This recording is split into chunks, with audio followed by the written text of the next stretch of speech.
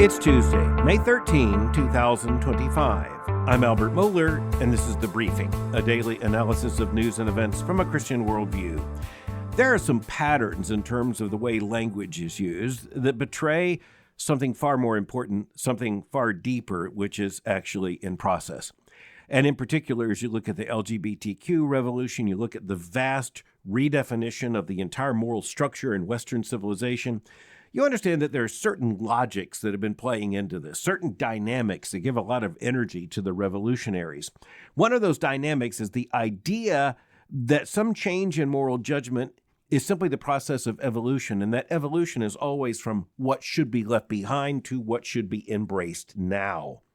And so the entire worldview of progressivism is you've got to progress, you've got to move forward, you've got to make progress from one position to another. At one point, there was an understanding that homosexual behavior was sinful. But now we have, through progress, arrived at a very different moral consensus, they make the argument, and that moral consensus is going to just continue to develop in a leftward direction. So all of this comes to light in graphic ways, as a matter of fact, in the recent election of the new Pope of the Roman Catholic Church, Pope Leo XIV. And of course, the big question now is, how will this Pope? What's he going to do? What's going to be his use of the papal authority? What is going to be the direction of his pontificate? What's this going to have to do with LGBTQ issues? That's one of the big questions. And the national media can't stop asking this question. It just tells you who's obsessed with this. USA Today just yesterday ran an article with the headline, LGBTQ plus advocates see hope in Pope Leo. The subhead, quote, they look to his closeness to Francis. So everyone's trying to read the situation in the Roman Catholic Church.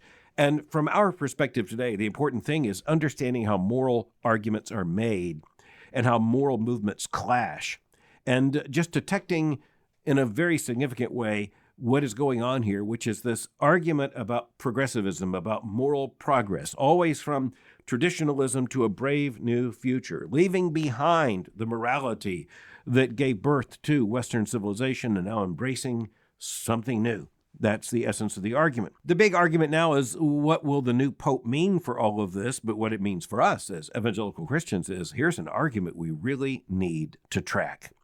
So USA Today offers this headline about LGBTQ plus advocates seeing hope in the new Pope. But Marc Ramirez, the reporter in the story, says that there is guarded hope here. Francis DiBernardo, identified as executive director of the New Ways Ministry, identified further as, quote, a national Catholic outreach group promoting LGBTQ acceptance and equity. Francis Bernardo said, quote, we're going to take a wait-and-see approach. Listen to this.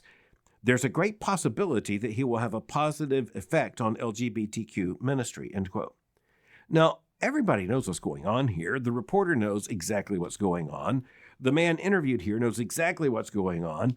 And this is offered not just as an honest response to the question, what do you expect? It is also offered as public relations for the LGBTQ movement. But what turns out to be really interesting are statements made by the same man and by others of a similar perspective later. Melly Barber, identified as president of Dignity USA Today, a national organization, we're told, working for LGBTQ inclusion in the Roman Catholic Church and society, said that 2012 was, quote, a really different time in our church and our society. Why the statement about 2012? Well, it's because in 2012, the new Pope, Pope Leo XIV, then as Cardinal Robert Francis Prevost, he had made statements very clearly indicating a negative moral judgment on homosexuality. As a matter of fact, in an address given at the World Synod of Bishops in 2012, the man who is now the Pope said then that, quote, Western mass media is extraordinarily effective in fostering within the general public enormous sympathy for beliefs and practices that are at odds with the gospel. For example,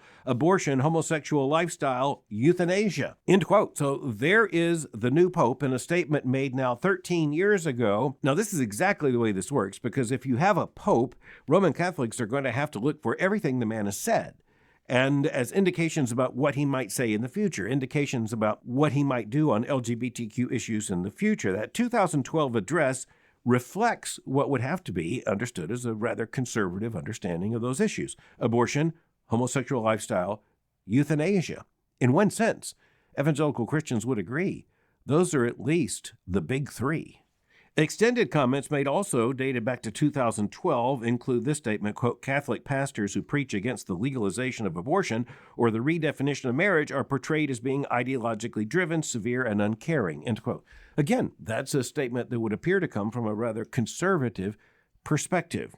But here's something really, really interesting. In an argument that was published in The Guardian is a left-wing London newspaper. The response to that statement tells us also a great deal of what's going on. Dignity USA, identified as, quote, a group that represents LGBTQ plus Catholics, expressed concern about the Pope's previous comments, and one of the expressions of concern came down to this statement, quote, we note that this statement was made during the papacy of Benedict XVI when doctrinal adherence appeared to be expected, end quote. Okay, so what exactly does that mean? It means that these who are pro-LGBTQ are saying, yes, yes, yes, the Pope did make those statements back in 2012 before he was Pope, but, quote, we note that this statement was made during the papacy of Benedict XVI. The next words are crucial, quote, when doctrinal adherence appeared to be expected, end quote. So that's in the past, not in the present. There once was a time. This statement obviously implies when doctrinal adherence appeared to be expected. But that statement reflects the indication that, at least in the view of those who made the statement, quote, doctrinal adherence doesn't appear now to be expected. That raises another big point, by the way, which is that the doctrinal statements of the Roman Catholic Church on these issues have not changed, period. Haven't changed one word, period. And by the way, even as enormous authority is invested in a pope, the reality is that no pope acting responsibly can actually do much to change that official teaching without investing a great deal of energy collaborative with the bishops over a long period of time. That's going to be very frustrating to the LGBTQ activists. And so what you see here is a posturing, and it is interesting to see this posturing related to the new Pope and the Roman Catholic Church. My point is we need to note this argument because it's the same kind of argument that is used against all Christian foundations on the issue of morality and doctrine. But there's something else going on in that USA Today article. I want to go back to it. It appeared just yesterday, and it's like a hand grenade here. It just goes off in the middle of the article. I want to note it. One of the persons cited in the article as expressing a hope that perhaps the new Pope will be more liberal on these issues said, quote, without knowing anything further about his stance, I just choose to be hopeful that his thinking has evolved and that we will see a continuation of the Francis way and not see any backsliding on LGBTQ issues. That is the person identified again as Melly Barber, the president of Dignity USA. The hand grenade is the word evolved. That's exactly what's going on here. We need to understand it. We need to see it. We're kind of accustomed to it, but we still need to note it with great care because this is another expression of that idea that moral progressivism is inevitably going to win the same way that evolution inevitably wins. You'll notice that worldview is problematic in and of itself. But the point is they're looking at evolution, and they are saying that you look at the Roman Catholic Church, what it needs to do is evolve on these issues. You look at Pope Francis compared to Pope Benedict XVI. What's the difference? Pope Francis had evolved on these issues. As to the expectation of the new Pope, well, this is a group that is at least expressing hope that he too has evolved on these issues. Evolved since when? Well, those statements, by the way, in 2012, evolved since then. 13 years of potential evolution. They're at least investing their hope in that. But the Pope will answer that question in due time. My concern is that evangelical Christians look at this and see this is exactly the way the culture works. Well, the Pope will eventually answer these questions, but my point is not to focus on the Pope and the Roman Catholic Church in this respect, but rather to understand the evangelical Christian paradox. We are in a situation in which the larger world around us has for some time now believed that it was moving in a direction of what it would define as moral progressivism, overcoming the oppression and the authority, for example, of the Christian church in terms of its moral judgments, and instead entering a brave new secular age in which oppression is going to be alleviated and liberation is going to be brought, and all of this is a process of inevitable, unstoppable evolution. Just to bring this to a conclusion, Christians do understand that thinking changes, that cultures change. We do not believe that there is any inevitability that this will be in the direction of any genuine progress. As a matter of fact, we should be very much aware of our concern that such a development would not be towards truth, but away from it, not towards human flourishing, but at the expense of it.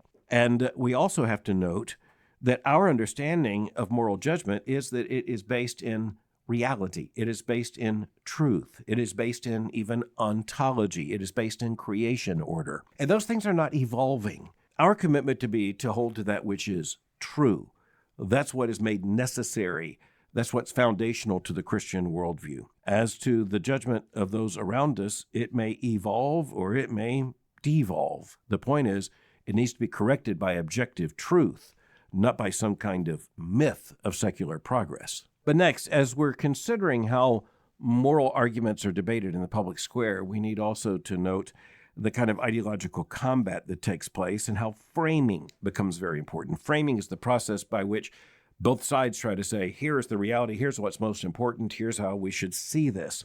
Sometimes you have a war of arguments going back and forth. So, example, over the abortion pill. Those who have been pushing for the abortion pill and for expanded use of the abortion pill and for the dropping of requirements such as in-clinic visits and supervision in terms of the abortion pill. Those who are pushing for the abortion pill because they want ever more widespread abortion, and by the way, it's used in, now we're told, about 2/3 of abortions. You have a war between the pro-abortion pill side and the anti-abortion pill side, which means the pro-life side in this case. And a big volley, as we discussed on the briefing, was launched in recent days when the Ethics and Public Policy Center in Washington, D.C. released a massive study debunking the claims that there are few medical complications to the use of Mifepristone, the primary abortion pill pharmaceutical. And so as you're looking at this, you recognize you're going to see a battle of arguments going back and forth on these things. And right now, by the way, we see two of these right before our eyes. We just discussed on the briefing the battle that is going on right now with the release of the report on transgender care, as it's sometimes described, for children and minors, the Health and Human Services report here in the United States, following on the heels of the Cass review in the United Kingdom. And we have seen how you have the media going back and forth, the two sides going back and forth on this. Well, now we have it on the Mifepristone question and this EPPC report, which is, by the way, stellar work and really important, showing that the pro-abortion pill side has basically been misrepresenting the genuine risk posed by Mifepristone in terms of bleeding, other complications that come with the use of the drug. So now you have the pushback, and the pushback is coming, for example, in an article in The Guardian by Moira Donegan. The headline in this article, "Conservatives are trumpeting a new abortion pill study. One problem, it's bogus." Okay, well, when the word bogus is used in this kind of context, you can pretty much count on the fact that bogus is bogus. So let's take a closer look at the argument. The argument is that the anti-abortion movement, as she describes it, including several prominent Republican lawmakers, she says, is seeking to undo wider availability of the abortion pill. This is in the aftermath of the 2022 Dobbs decision. And you also now have the claim, by the way, made in this article that as many as 1 out of 5, 20% of abortions in the U.S. are now accessed via telehealth appointments. Quote, "a technological marvel that has allowed many people living in anti-choice states to avert the worst consequences to their lives," end quote. So just understand the propaganda that you see here. And this is a very liberal newspaper. The Guardian is infamously liberal in the spectrum of the British media. And honestly, there's not a national newspaper in the United States that quite fulfills this function, although at times I think USA Today is trying. But the bottom line I want us to see in this is that when you see this argument, it means, well, a nerve has been hit. That Ethics and Public Policy Center study has definitely hit a nerve. And it's because it focuses moral attention on the harm caused to women by the abortion pill. Now, of course, as Christians, we're concerned with the harm to the unborn child by the abortion pill. But focusing public attention on the genuine harms to the women taking the pill and the genuine harms that were basically glossed over, if not openly denied by propagandists for the abortion pill. That's a very important moral argument. The fact that that argument is now gaining traction indicates why there is this response. But there's something else very interesting in this. So if you're going to argue from the abortion right side that this is bogus, how are you going to make the argument? Well, you're going to say, you're going to question the research. And that's exactly what's happening in the transgender questions. We saw the battle of the reports. But you're also going to have very vague statements made, which is exactly what takes place here. And that's why I've drawn attention to the word bogus. Bogus is not a scientific word. If you're using that about some kind of scientific argument, your argument about what's bogus just might be bogus. But the second thing you'll do is you'll just say it's all about politics. And this is where we reached my favorite paragraph in this atrocious article. And in it, it cites a United States Senator Josh Hawley. And how does it identify Senator Hawley, Republican senator from the state of Missouri, as, quote, the author of a book on manhood? And manhood's put in quotation marks. Okay, so now you have a British newspaper trying to scare readers that there's actually a United States senator who dares to write a book on manhood. But The Guardian is signaling its discomfort with that category by even putting the word manhood in quotation marks as if the Republican senator just made it up. By the way, forgive me, but I'm going to insert at this point that I had a wonderful thinking and public conversation with Senator Hawley about his book on manhood without scare quotes. And you can find that at my website. But going back, it's really important to look at this article and understand this is one of those signals on the left that's supposed to set off all kinds of alarms. This is a senator who dared to write a book on manhood, put in scare quotes. So we can't trust anything he would say about abortion. But the real issue is what follows. The Guardian says that the senator, quote, went on to urge the FDA to restrict access to the drug and revert to pre-pandemic regulations in which Mifepristone could only be dispensed by a doctor after multiple in-person visits, quote, a regulatory regime that would cut off abortion access to millions of women in anti-choice states. Notice the reference to, quote, anti-choice states, but also notice that this is the great threat of cutting off abortion access to those millions of women identified here in anti-choice states. Notice there's no indication of concern for their health at all. It's just that the worst possible condition would be a restriction in abortion access. That tells you again about the ideology of the left. The worst thing imaginable is a situation in which there is no access to abortion under any and all circumstances, simply as a matter of will. At Vox.com, Rachel Cohen offers an article with the headline, The Anti-Abortion Movement's Plan to Restrict Access to Abortion Pills, end quote. Now, what I want to point to there is the simplicity of that headline, which, by the way, is absolutely accurate. That is exactly what the pro-life movement is seeking to do. That is, to restrict access to abortion pills. That's at least a very important step. Over at the Washington Post, representing one of the big brands in the mainstream media, Glenn Kessler offers an article headlined, Fact-Checking a Study on the Safety of the Abortion Pill. It's presented as a more dispassionate argument, not so much ad hominem as you saw in the Guardian article. But you have scare quotes here too. For example, quote, we dug into the EPPC report, which calls the use of Mifepristone, quote, chemical abortions, end quote, and posed 20 questions to EPPC, etc. Well, notice that line which says that the Ethics and Public Policy Center report calls the use of Mifepristone, quote, chemical abortions, end quote. Well, what would Glenn Kessler call such use of Mifepristone? It certainly is about an abortion because, after all, they call it an abortion pill.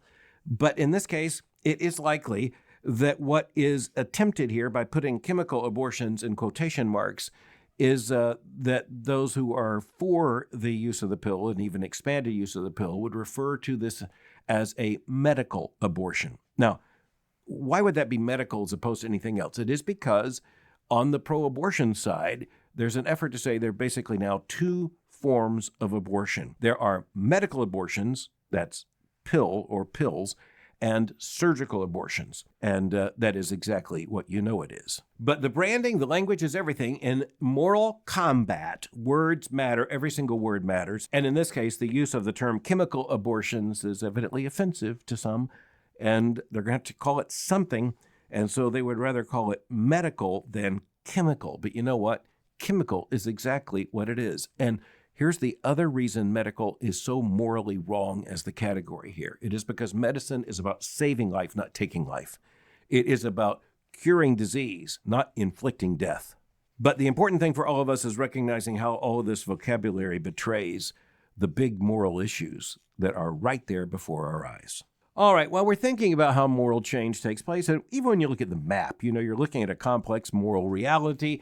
As we often remark, the closer you get to a city, the closer you get to a coast, the closer you get to a campus, the more liberal any population becomes, regardless of whether you're in a red state or a blue state. And so in some red states, you have some blue dots, usually associated with something like a college or university campus. or for that matter, a state capital. In almost all states, even in red states, the state capitals are more liberal. And a part of that is simply because of the administrative state, because of how many people are actually working for the state government, or at least a part of the economy entirely dependent upon government spending and all the rest. You also have the knowledge class, other developments that are concentrated in those capital cities. A couple of other observations. When you get into the Mountain West, things get a little complicated because there's always been an overlay, even in red states there, of a worldview that you could even describe as something like New Age. It's a libertarian, often mystical worldview, and there are even tourist attractions and other institutions in some of those Western states that kind of lean into that in a big way. And so as you look at Salt Lake City and Boise, that's at least a part of what's going on. Salt Lake City, at least you think almost immediately in terms of the influence of the Latter-day Saints, of the Mormon Church. You would also think in Boise about the deep red conservatism of Idaho. Why are we talking about those two cities? It is because in recent days, both of those cities have moved to adopt official city flags that include LGBTQ pride symbolism. Why did they do so? Why did they adopt them as official city flags? That is because both of the states, Utah and Idaho, adopted legislation saying that there are to be no non-official flags at schools or in government buildings. And so these very liberal cities, when it comes to these issues, especially when it comes to LGBTQ pride, in Salt Lake City and in Boise, the city government said, well, we'll beat you at that game because we will make it not a non-official flag. We'll make it an official flag, incorporating one way or another, or at least in some of these cases, in more ways than one, this kind of pride symbolism.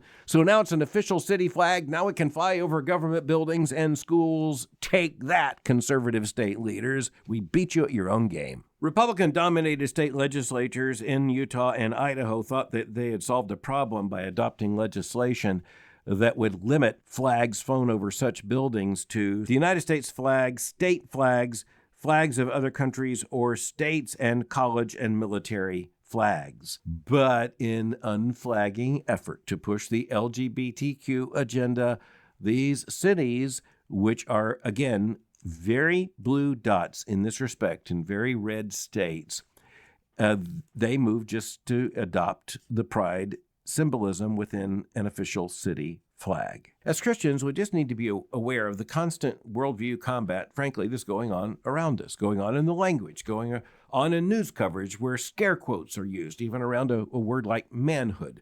And when you look, for example, at the flags that are now official city flags in Boise and in Salt Lake City, not by accident, they're different now than they were a year ago. But this points to something else, and that is the fact that if you're about cultural revolution, you're about filling the public space with your symbolism and your messaging. Make no mistake, this is no small matter. The gay pride movement is about putting in our face all the time, even on government buildings and even at schools, a moral agenda, which, after all, we believe is nothing less than the undoing of Western civilization. Those who are pushing this agenda understand that they win, or at least they make advance, by normalizing and mainstreaming and institutionalizing their arguments in symbols that they fly, quite observably in this case, on a flagpole. Well, finally, for today's edition of the briefing, in all likelihood, at least a good many of you attended at least one commencement or graduation ceremony over the course of the last several weeks. 'Tis the season. These things are taking place, including right here on this campus. But I think it is interesting to note who the commencement speakers were at many institutions, and they're trying to make a statement. And so, for example, the New York Times ran an article on the who's who of who is speaking at some very prominent graduations. In several big flagship state universities, the governor of the state is speaking. That is true in New Hampshire, in Vermont, in Virginia. Governor Glenn Youngkin in Virginia is going to speak at both Liberty University and then at the University of Virginia's college at Wise, we are told. And that's already taken place by now. Charlie Baker, the former governor of Massachusetts, who's the current head of the NCAA, spoke to graduates at Colby College. And there were a good many other governors. Maura Healey of Massachusetts, Ned Lambert, Ned Lamont of Connecticut, Wes Moore of Maryland, J.B. Pritzker of Illinois, Tim Walz of Minnesota, Steve Bullock of Montana. They spoke, but I don't think you probably find all that very interesting. I think the most interesting aspect in terms of the list of commencement speakers at major universities this season is the announcement that the commencement speaker at the University of Maryland was Kermit the Frog. Now, at other schools, you had Nobel Prize winners, you had prominent persons, statespeople, governors, senators, a large number of predictable speakers at an event of this kind of dignity. What in the world are you thinking when, as the New York Times says, you invite, quote, the amphibious orator of the Muppets to speak at the University of Maryland? The New York Times thought it was funny enough to say that the Maryland host would have to apologize for not having green among their school's colors. But as we're thinking about the fall of civilization and civilizational decline, something that comes slowly and then we're told, as with bankruptcy, all at once, it seems that at least one very key marker of cultural decline would have to do with a talking frog as the commencement speaker at the University of Maryland. In this case, it's not even interesting to know what the frog said, only that, according to the university itself, it was honored to have the frog speak. I guess I'm going to let that go by saying I don't think that says a great deal about Kermit the Frog, but it does say a lot about the University of Maryland, perhaps even more about the state of higher education in the United States. But then again, perhaps you hear that and think, well, Moher's just one of those cranky old men on the Muppets. Well, deal with it. Okay, I want to thank you, as always, for listening to The Briefing, and many of you listen to Thinking in Public.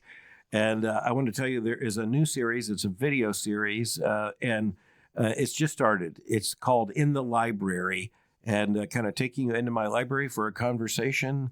And I brought some others into the first of these conversations, my colleagues Tom Schreiner, Jim Hamilton, and Steve Wellham. And we're looking at a book recently released that basically claims that the Christian church has misunderstood the gospel, basically until now, for about 2,000 years.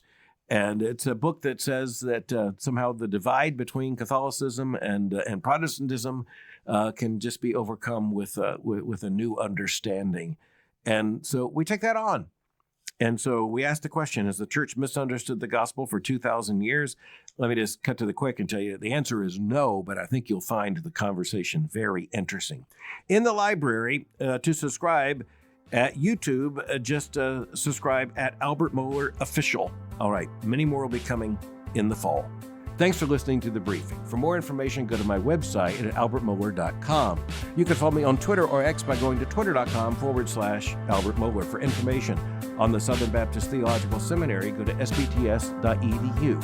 For information on Boyce College, just go to boycecollege.com. I'll meet you again tomorrow for The Briefing.